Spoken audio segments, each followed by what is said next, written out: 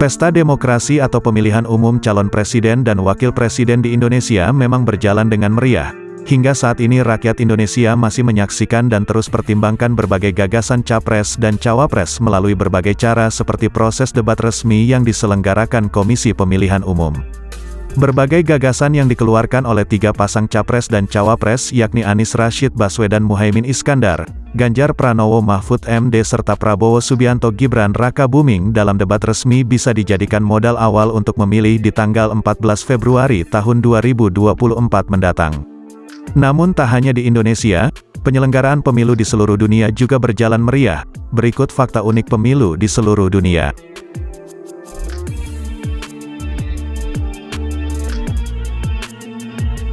Hari pemilu di berbagai negara. Pemilu di Amerika Serikat lebih sering diadakan pada hari Selasa. Hal ini merupakan peninggalan dari abad ke-19 yang berhubungan dengan petani. Pada masa itu, petani harus melakukan perjalanan jauh ke tempat pemungutan suara. Namun mereka tak bisa melakukan pemungutan suara di hari Rabu karena harus menyiapkan hari pasar. Sehingga hari Selasa dipilih agar petani memiliki waktu perjalanan ke tempat pemilu sekaligus punya waktu cukup untuk kembali ke rumah. Selanjutnya negara kanda memilih hari Senin untuk hari pemungutan suara, Inggris memilih hari Kamis, dan warga Australia hingga Selandia Baru memilih hari Sabtu, sedangkan Indonesia akan melaksanakan pemilu pada Rabu tanggal 14 Februari tahun 2024.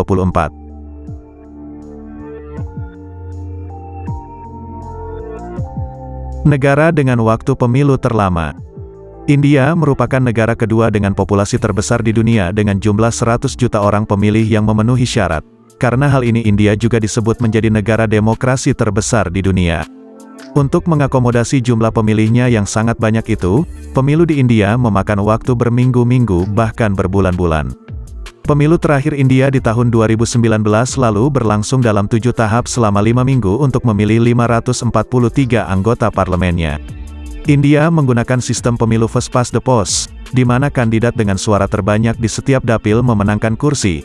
Sistem ini membutuhkan penghitungan suara yang cermat dan teliti di setiap dapil. India memiliki tingkat partisipasi pemilih yang tinggi, di mana lebih dari 60% pemilih terdaftar biasanya menggunakan hak pilih mereka.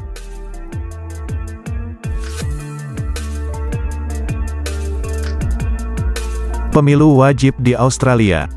Setiap orang Australia yang berusia di atas 18 tahun diwajibkan oleh hukum untuk berpartisipasi dalam pemilihan federal. Siapapun yang tidak hadir pada hari pemilihan akan didenda sebesar $20 Australia atau sekitar 200.000. Bila pelanggar tidak membayar denda, mereka bisa dikenakan hukuman yang lebih berat bahkan berujung pada tuntutan perdata. Namun ada beberapa pengecualian untuk kewajiban pemilu seperti orang yang sakit, cacat atau berada di luar negeri pada hari pemungutan suara. Alasan mengapa Australia menerapkan sistem pemilu wajib yaitu meningkatkan partisipasi pemilih. Sistem pemilu wajib membantu memastikan bahwa semua orang memiliki suara dalam demokrasi. Membuat pemerintah lebih akuntabel, ketika lebih banyak orang yang memilih, pemerintah lebih bertanggung jawab kepada rakyat.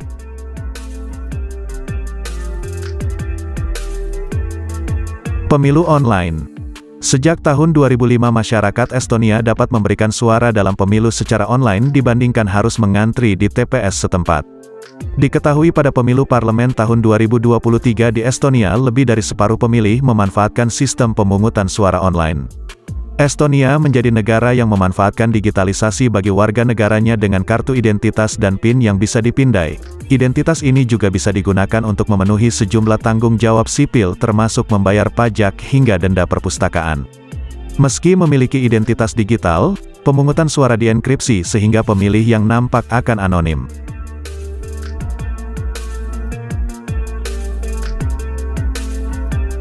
Pemilu ala Korea Utara yang otoriter. Korea Utara menjadi negara yang dikenal dengan kepemimpinan otoriter, meski begitu negara ini juga demokratis. Meskipun 99,7% pemilih yang berpartisipasi dalam pemilu lokal di tahun 2015 tidak mempunyai banyak pilihan untuk memilih siapa yang ingin mereka dukung, pemilu di Korea Utara akan didahului oleh partai yang berkuasa. Untuk memilih warga Korea Utara hanya perlu memasukkan kartu suara dengan nama mereka ke dalam sebuah kotak. Namun ada kotak terpisah yang berisi surat suara yang dianggap berbeda pendapat terhadap calon pemimpin mereka, sehingga seluruh kandidat yang terpilih akan memperoleh 100% suara. Karena tidak ada seorang pun di Korea Utara yang memilih untuk berbeda pendapat, jika mereka berbeda pendapat suara tersebut tidak akan dihitung. Itulah fakta pemilu di seluruh dunia.